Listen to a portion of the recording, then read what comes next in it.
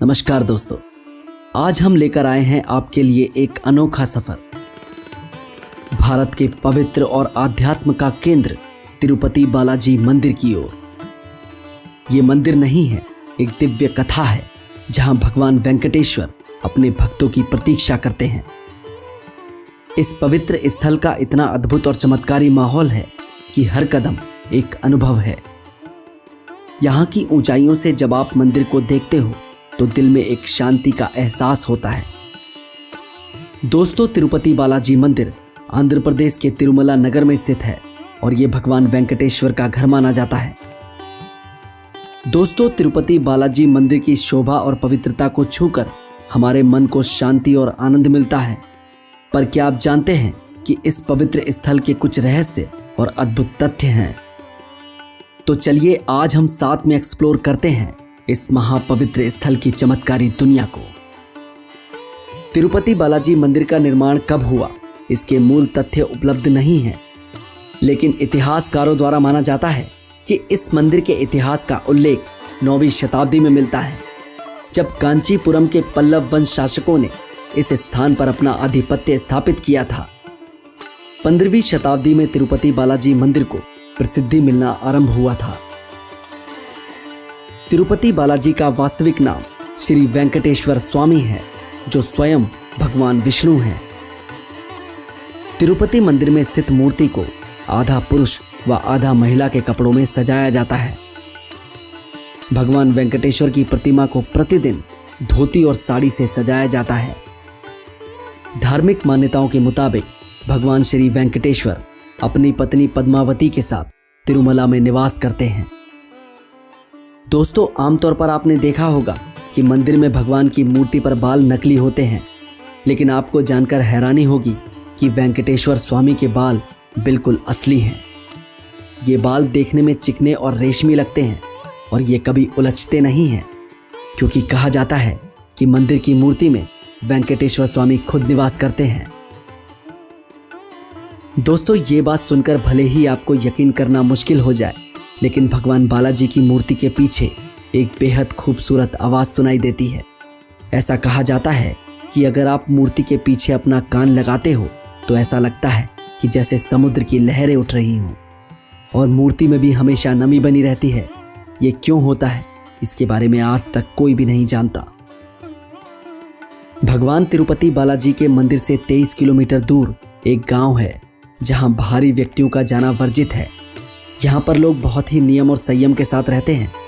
मान्यता है कि बालाजी को चढ़ाने के लिए फल, फूल, दूध, दही और घी सब इसी गांव से आता है। ये परंपरा इस गांव में सदियों से चली आ रही है। और दोस्तों, यहाँ की महिलाएं कभी भी सिले हुए वस्त्र धारण नहीं करती। दोस्तों, मंदिर के मुख्य द्वार के दाईं ओर एक छड़ी रखी हुई है। ऐसा कहा जाता है कि इसी छड़ी से बालाजी की बचपन में पिटाई हुई थी, जिसके चलते उनकी ठोड़ी पर चोट लग गई थी। इसके बाद से ही बालाजी की प्रतिमा की ठोड़ी पर चंदन लगाने का चलन शुरू हुआ था और तब से लेकर अब तक उनकी ठोड़ी पर चंदन का लेप लगाया जाता है। दोस्तों, श्री वेंकटेश्वर स्वामी मंदिर में एक दिया हमेशा जलता रहता है और सबसे चौंकाने वाली बात यह है कि इस दीपक में कभी भी तेल या घी नहीं डाला जाता। यहाँ तक कि ये भी पता नहीं है कि दीपक को सबसे पहले किसने और कब प्रज्वलित किया था। दोस्तों, जब आप मंदिर के गर्भगृह में प्रवेश करोगे तो ऐसा लगेगा कि भगवान श्री वेंकटेश्वर की मूर्ति गर्भगृह के मध्य में है।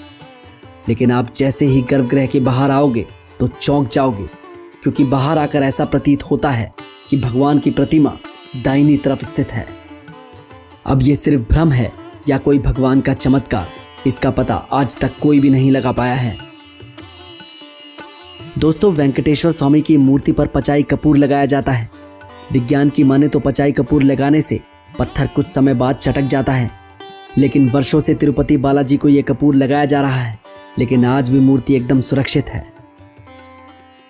दोस्तों, गुरुवार को भगवान वेंकटेश्वर को चंदन का लेप लगाया जाता है, जिसके बाद अद्भुत रहस्य सामने आता है।